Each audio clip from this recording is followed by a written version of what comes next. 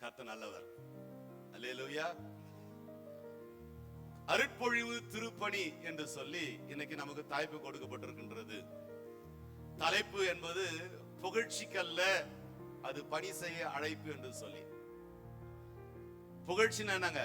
நம்மளை யாராவது பாராட்டுவாங்களா? பாராட்டுறதுக்கு இல்லப்பா, வேலை செய்து தான் கர்த்தர் நம்மளை என்ன பண்றாரு, அழைத்திருக்கிறார் என்று சொல்லி ஆதார வசனங்களாக எரேமியா தீர்க்கதரிசன புத்தகம் 1வது அதிகாரம் 4 10 வசனங்கள், 1 பேதுரு 5வது அதிகாரம் 1 4 வசனங்கள், மத்தேயு சுவிசேஷ புத்தகம் 20வது அதிகாரம் 20 28 வசனங்கள், சங்கீத புத்தகம் 132 நாம் படிக்க கேட்டோம். எனக்கு அன்பானவர்களே, இன்றைய உலகில நாம என்ன நிறைய பேர் என்ன நினைச்சுக்கிறோம்னா, என்னை யாராவது பாராட்டுவாங்களா, என்னை யாராவது புகழ்வாங்களா, எனக்கு ஏதாவது பதவி கிடைக்குமா என்று உலகத்துல எல்லாரும் வாழ்ந்து கொண்டிருக்கிறோம், நினைத்து எதிர்பார்த்து கொண்டிருக்கின்றோம். ஆனால் ஆண்டவர் நம்மை அழைத்திருக்கிறார் என்று சொன்னால் பாராட்டுவதற்கு அல்ல, வேலை செய்வதற்காக நம்மை அழைக்கின்றார். இன்றைக்கு நாம் பார்க்கின்ற தலைப்பு புகழ்ச்சிக்கல்ல, பணி செய்ய அழைப்பு என்று சொல்லி நாம் பார்க்க இருக்கின்றோம். வாசிக்கேட்ட முதலாம் வேத பகுதி எரேமியா தீர்க்கதரிசன புத்தகம் 1வது அதிகாரம் 4 10 வசனம் வாசிக்கின்ற போது எரேமியா சொல்றாரு, ஐயா நான் ரொம்ப சின்ன வயசு, எனக்கு பேசவே தெரியாது, நான் சின்ன பிள்ளையா இருக்கிறேனே என்று சொல்லி எரேமியா ஆண்டவர் இடத்துல சொல்றாரு. ஆனா கர்த்தர் சொல்றாரு, என்ன சொல்றாரு, ஐயோ நீ சின்ன பிள்ளைப்பா, நான் உனக்கு தெரியாம கூப்பிட்டேன், சாரிப்பான்லாம் சொல்ல. இன்னைக்கு நிறைய பேரு ஒரு வேலை விட்டு இதை செய்யணும், ஐயா என்ன வேணாம் ஐயா, அது அவங்க கிட்ட கொடுங்களேன், இல்ல இவங்க கிட்ட கொடுங்களேன், அது நான் ரொம்ப சின்ன வயசு, என்னை விட சீனியர்லாம் நிறைய பேர் இருக்கிறாங்க ஐயா. கடவுள் யாரை கொண்டு எந்த வேலை செய்ய வேண்டும் என்று ஆண்டவர் தீர்மானித்தார், அதை கொண்டு அவர் கர்த்தர் செய்வதற்கு நல்லவராக இருக்கிறார். அல்லேலூயா. இங்க பார்க்கின்ற போது ஆண்டவர் என்ன சொல்றாரு, எப்ப தம்பி நான் உன்னை அம்மா வயித்துல உருவாக்கணும், நான் உன்னை யாரு நான் எனக்கு நல்லா தெரியும்ன்றாரு. எப்ப தெரியுமா? தாயின் வயிற்றுல உருவாக்கு முன்னமே நீ யாருன்னு எனக்கு நல்லாவே தெரியும். பெத்த தகப்பனுக்கும் தாய்க்கும் குழந்தை பிறந்த பிற்பாடு தான் பார்ப்பாங்க. என்னதான் கருவில வயிற்றுல தாய் சுமந்தாலும், ஸ்கேன்ல பார்த்தாலும், அந்த குழந்தை பெத்து வந்த பிற்பாடு தான் குழந்தை அம்மா குழந்தைன்னு பார்க்க முடியும். தாய் இந்த குழந்தை தான், இந்த அம்மா தான் சொல்லுவாங்க, இதாங்க நம்ம குழந்தைன்னு சொல்லிட்டு அப்பா கிட்ட காட்டும், அப்புறமா தான் அப்பா பார்ப்பாரு. ஆனா உங்களையும் என்னை உருவாக்கினவர் எப்ப பார்த்தாராம் சொல்லுங்களேன்? தாயின் கருவில உருவாக்கு முன்னமே நான் உன்னை என்ன பண்ணிட்டேன், அறிந்து இருக்கிறேன்ப்பா.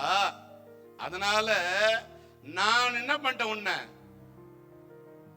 சின்ன பிள்ளைன்னு சாகு போக்குன்னு சொல்லாதப்பா, பேச வராதுன்னு சொல்லாதப்பா, நான் உன்னை ஜாதிகளுக்கு தீர்க்கதரிசியா வைப்பேன்றாரு. அல்லேலூயா. இவர் சொல்ற காம்பு, இவர் என்ன வைக்கிறாரு, தன்னுடைய தரப்பு நியாயத்தை என்ன சொல்றாரு, நானு பேசவே வராது, நான் பேசவே தெரியாதுன்னு சொல்றாரு. அப்பா உன்ன அப்படிப்பட்ட ஆள்தான் எதுக்கு வேணும், நான் உன்னை ஜாதிகளுக்கு நான் என்ன வைக்கிறேன், தீர்க்கதரிசியா வைக்கிறேன்னு சொல்றாரு. அல்லேலூயா. நம்ம எவ்வளவு சாக்கு போக்கு சொல்றோம், வரன் தான் நினைக்கிறேன் ஐயா, ஆனா சூழ்நிலை அமைய மாட்டேங்குது, வரன் தான் நினைக்கிறேன் ஆனா அமைய மாட்டேங்குது, உடம்பு சரியில்லாத ஆகுது. இல்லம்மா நீ யாரு, நீ எவ்வளவு டிமிக்கி கொடுப்பேன்னு ஆண்டவர் நல்லாவே தெரியும். அல்லேலூயா. ஏன்னா அவர் உன்னை இங்க பார்க்கல, அம்மா வயித்துல ஸ்கேன் பண்ணாரு பாருங்க, அப்பவே உன்னை பார்த்துட்டாரு, நீ யாரு எப்படின்ட்டு அவர் நல்லாவே உனக்கு நல்லாவே தெரியும். அப்போ ஆண்டவர் என்னை அழைப்பார் என்று சொன்னால் புகழ்ச்சிக்காக என்னை ஆண்டவர் அழைக்கவில்லை, அவரது வேலையை செய்யும்படியாக உங்களையும் என்ன கத்து தேர்ந்தெடுத்து வைத்திருக்கிறாரு. எதனால? நான் ரொம்ப ஃபிட், நான் ரொம்ப பர்ஃபெக்ட், நான் எல்லாத்துலயும் கரெக்ட், அதனால அல்ல, என் தகுதினால அல்ல, ஆண்டவர் அழைச்சதுனால நான் தகுதியா மாறினேன். தகுதியானதுனால எனக்கு ஊழியம் கொடுக்கல, அவர் அழைச்சதுனால என்ன தகுதிப்படுத்தினாரு. ஆமென் சொல்றவங்க அல்லேலூயா. அது வரைக்கும் சில சொல்லுவாங்க இல்லையா, எனக்கு இன்னும் நான் நிறைய பைபிள் கத்துக்கணும், நான் இன்னும் நான் ஜெபம் பண்ணணும், இன்னும் நான் வேதம் வாசிக்கணும், அப்புறமா நான் வரேன். இல்ல இல்ல இல்ல, வந்தாதான் உன்னை உருவாக்குவார்.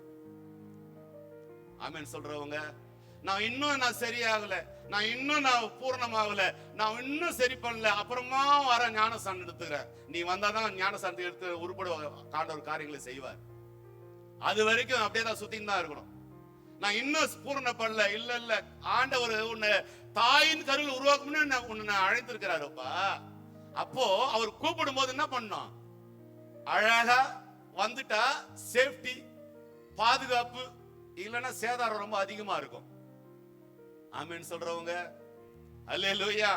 அப்போ ஆண்டவர் நாம என்ன நினைச்சுக்கிறோம், என்னை யாராவது பாராட்ட மாட்டாங்களா, அல்லது தேவன் என்னை யாராவது பாராட்டத்துக்காக ஊழியம் செய்யறதுக்கு வரல, ஆண்டவர் என்னை பயன்படுத்துகிறார். எத்தனை பேர் விசுவாசிக்கிறீங்க? அதுல நான் சந்தோஷப்படணும். ஆண்டவர் என்ன பயன்படுத்துறாருப்பா, எனக்கு சந்தோஷமா இருக்குதுப்பா, அதுலதான் நினைக்கணுமே தவிர சிலர்லாம் இதனாலே கோச்சிங் போயிடுறாங்க. என் பேரை சொல்லல, என்ன கூப்பிடல, எனக்கு மரியாதை கொடுக்கல, என்ன கனப்படுத்தல. நீ ஆண்டவர் மனுஷன் கனப்படுத்துறான்னு கனப்படுத்தல, ஆண்டவர் உன்னை கனப்படுத்துறவரா இருக்கிறார். எத்தனை பேர் ஆமென் சொல்றீங்க? அப்போ புகழ்ச்சிக்காக ஆண்டவர் நம்மளை அழைக்கல, அவர் வேலை செய்யும்படியாக நம்ம அழைக்கின்றாரு. இரண்டாவது, 1 பேரின் புஸ்தகம் 5வது அதிகாரத்துல வாசிக்கின்ற போது பேதுரு சொல்றாரு, நீ கட்டாயமாயும் அல்ல, மனப்பூர்வமா என்ன பண்ண ஆண்டவருடைய சேவையை செய். சிலர்லாம் பாத்தீங்கன்னா முறுமுறுத்துனே வேலை செய்வாங்க. நான் தான் செய்யணுமா, நான் தான் இந்த சர்ச்சை பெருகணுமா, ஏன் மத்தவங்களாம் வந்தா என்ன ஆகும், நாங்க தான் ஜெபம் பண்ணணுமா, நாங்க தான் பிரேயர் செல்ல வந்து உட்காரணுமா, நாங்க தான் வர்ஷிப்ல வந்து உட்காரணுமா, ஏன் மத்தவங்களாம் வந்தாங்க. கட்டாயமாயும் அல்ல, விசனமாயும் அல்ல. எது செஞ்சாலும் எப்படி செஞ்சணுங்க, மனப்பூர்வமா செய்யும் போது. அந்த வசனத்துல வாசிங்கன்னா, அவலட்சணமான ஆதாயத்துக்காக அல்ல, போனா எனக்கு லாபம் கிடைக்குமா, போனா ஏதாவது என்ன தேத்த முடியுமா, அவலட்சணமான ஆதாயத்துக்காக அல்ல, உற்சாக மனதோடு நாம் என்ன பண்ணுவோம், கர்த்தருக்காக வேலை செய்யணும். ஆதிக்கம் செலுத்தாமல், அப்படின்னா இருமாப்பா செய்யாம, இத செய் அப்படி மிரட்டாம, மந்தைக்கு மாதிரியாக இருக்க வேண்டும். இப்ப நான் சர்ச் பெருக்கணும் அப்படின்னு நான் மனசுல நினைச்சிட்டேன்னா, நான் ஒரு 10 பேர் கூட இங்க வா இத பெருக்கு அப்படி சொல்லக்கூடாது. முதல்ல நான் தொடப்பு கட்டி எடுக்கணும். நான் எடுத்து பெருகும் போது என்ன பார்த்து நானும் வந்து பெருக்கிறேன்னு சொல்லிட்டு தானா என்ன பண்ணுவோம், மந்தைக்கு சொல்லுங்களேன், மந்தைக்கு மாதிரியா இருக்கணும். இன்னைக்கு நிறைய பேர் மேஸ்திரி வேலை பார்த்து ரெடி ஆகுறாங்க. மேஸ்திரி வேலைன்னா சூப்பரா பார்ப்பாங்க. எங்க சர்ச்ல வந்துட்டா, சபையில வந்துட்டா மந்தைகள் எப்படி இருக்கணுங்க, ஒரு மாதிரியா இருக்க கூடாது, மாதிரியா இருக்கணும். அப்படி வரணும் இல்ல. இங்க என்ன பண்ற, இந்த மிரட்டுற வேலை உருட்டுற வேலை சர்ச்சில் எடுபடாது.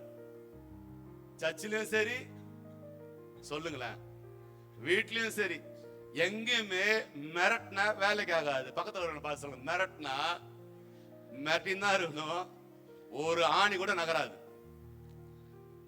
ஒரு ஆணி கூட நகரவே நகராது மிரட்டினா. அல்லேலூயா. இங்க மேய்ப்பனுடைய மனப்பான்மை எப்படி இருக்க வேண்டுமா, ஒரு மேய்ப்பனாக இருக்கவன் கட்டாயமா செய்யக்கூடாது, வெசனமா செய்யக்கூடாது, அவலட்சணமான ஆதாயத்துக்காக செய்யக்கூடாது, இருமாப்பா செய்யக்கூடாது, மந்தைக்கு மாதிரியாக இருக்க வேண்டும், மனசார செய்ய வேண்டும். புகழ் பாடுவது என்னைக்குமே நிலைக்காதுங்க. தேவன் பார்ப்பது நம்முடைய உள்ளத்தை கர்த்தர் பார்க்கிறவராக இருக்கிறார். வெளிப்படையான புகழ்ச்சியை கர்த்தர் பார்ப்பது அல்ல. வாசிக்கிட்ட சுவிசேஷ வேத பகுதியில ஆண்டவராகிய இயேசு கிறிஸ்து நமக்கு ஒரு நல்ல ரோல் மாடலா இருக்கிறாருங்க. அங்க சீஷ பிள்ளைகள் எல்லாம் ஒரு அம்மா கேக்குறாங்க, என் பிள்ளை ரைட்ல ஒண்ணு இருக்கணும், பக்கத்துல பார்த்து சொல்லுங்க, ரைட்ல ஒண்ணு லெஃப்ட்ல ஒண்ணு. என்ன பிரச்சனை, யார் பெரியவங்க, அந்த 12 சீஷர்ல யார் பெரியவங்க, 12 பேர்ல யார் பெரியவங்க, அங்க போட்டி நிறைய வருதுங்க. ஆனா அங்க இயேசு சொல்றாரு, உங்கள யாரு பெரியவனா இருக்க விரும்புறீங்களோ அவன் என்னவா இருக்கணுங்க, பணிவிடைக்காரனாக இருக்க வேண்டும், சேவை செய்யறவனாக இருக்க வேண்டும். அதுல முக்கியமான விஷயம், மனுஷகுமாரன் தனக்கு மற்றவர்கள் ஊழியம் செய்வதற்காக வராம, மனுஷகுமாரன் வந்ததே மற்றவர்களுக்கு ஊழியம் செய்யும்படியாக. இன்னைக்கு நாம என்ன எதிர்பார்க்கிறோம், நமக்கு எல்லாரும் பணிவிடை பண்ணுவாங்களா, நமக்கு ஏதாவது செய்வாங்க, இல்ல இல்ல இல்ல, நாம மத்தவங்க தான் என்ன பண்ணுங்க, சேவை செய்வர்களாக நாம் காணப்பட வேண்டும். நம்ம நல்ல உதாரணம் ஆண்டவராகிய இயேசு கிறிஸ்து. உலகத்துல ஒரு மனிதன் உயர்வடைய வேண்டும் என்று சொன்னால் அவனுக்கு கண்டிப்பா அதிகாரம் தேவை. ஒரு மனுஷன் உலகத்துல உயர்வடைய வேண்டும் என்று சொன்னால் அவனுக்கு அதிகாரம் தேவை. எந்த அரசாங்கமா இருந்தாலும் சரி, அவர்கள் உயர்வு அடைய வேண்டும் சொன்னா அவங்களுக்கு அதிகாரம் இருக்கணுங்க. அதிகாரம் தான் உயர்ந்து போயினே இருக்கலாம். அதிகாரம் இல்லடானா அவங்களால உயர்வு அடையவே முடியாது. உலகத்துல நாம் மேன்மடைய வேண்டும் என்று சொன்னால் நமக்கு அதிகாரம் தேவையா இருக்கிறது. ஆனா ஆண்டவருடைய ராஜ்யத்துல நான் உயர்வடைய வேண்டும் என்று சொன்னால் எனக்கு இந்த உலகத்துல சேவை அதிகமாக காணப்படுகிறது. நான் பரலோக ராஜ்யத்துல மேன்மடைய வேண்டும் என்று சொன்னா இந்த உலகத்துல நான் எவ்வளவு மற்றவர்களுக்கு வேலை செய்கிறேனோ, நான் எவ்வளவு பணி செய்கிறேனோ, எவ்வளவு ஆண்டவருக்காக நான் உழைக்கிறேனோ, அப்பொழுது தான் நான் அங்க தேவராஜ்யத்துல உயர்வு அடைய முடியும். அல்லேலூயா. சங்கீத புஸ்தகம் 132 வாசிக்கின்ற போது தாவீது தேவனுக்காக மனமாய் பாடுபடுற காரியங்களாம் பாரு. அவர் புகழ்ச்சிக்காக அல்ல, ஆண்டுடைய வாசஸ்தலத்துக்காக அந்த வசனம் சொல்லப்படுது. உண்மையான சேவை என்பது தேவனுக்காக வாழ்கின்ற வாழ்க்கை. அது எந்த மனுஷனும் பாராட்டுவதற்கு எதிர்பார்க்காது. சில பிள்ளைகள் வந்து சொல்லுவாங்க, இங்க கொடுக்க சொல்ல, ஐயா என் பேர்லாம் என்ன பண்ணாதீங்க, என் பேர்லாம் சொல்லாதீங்க, சொல்லிக்காதீங்க, இது ஆண்டவருக்கு செய்யறது, இதெல்லாம் வெளியே என்ன பண்ணாதீங்க, பகிரங்கமா சொல்லாதீங்க. சில பேர்லாம் காணிக்க கொடுக்கும் போது கூட பேர் எழுத மாட்டாங்க, பேரை வாசிராதீங்க, என் பேர்லாம் வேணாம். சிலரு என் பேர் ஏன் வாசிக்கல, என் பேர் ஏன் சொல்லல, புகழ்ச்சி எதிர்பார்க்கிறாங்க. இல்ல இல்ல இல்ல, கர்த்தர் புகழ்ச்சி எதிர்பார்ப்பாக உங்களை அழைக்கவில்லை, அவரது சேவை செய்யும் இட கர்த்தர் அழைத்திருக்கிறாரு.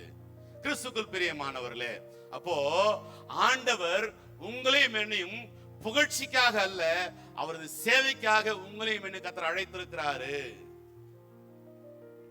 அப்போ நீங்களும் நான் தீர்மானிக்க வேண்டிய காரியம் என்ன, நான் பாராட்டுதலுக்காக நான் வேலை செய்யறேனா அல்லது மனசார நான் வேலை செய்யறேனா? நான் பாராட்டுக்காக வேலை செய்யறேனா இல்ல ஆண்டவருக்காக நான் வேலை செய்யறேனா?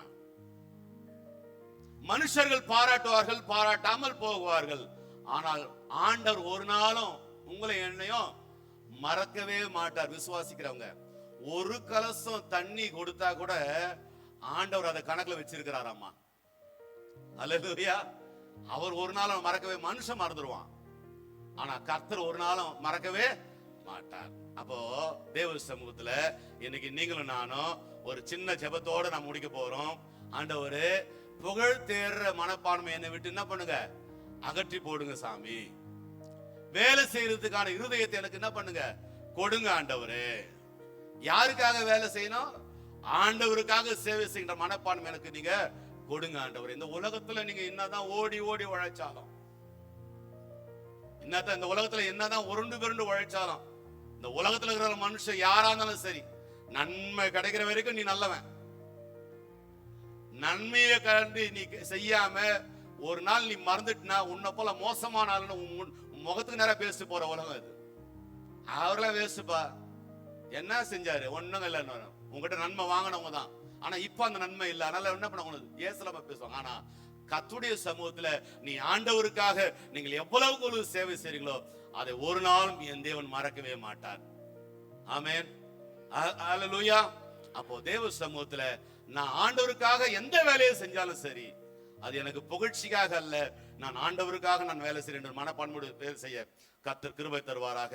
இந்த வார்த்தையின்படி கர்த்தர் உங்களையும் என்னையும் ஆசீர்வதித்து நடத்துவாராக. ஆமென்.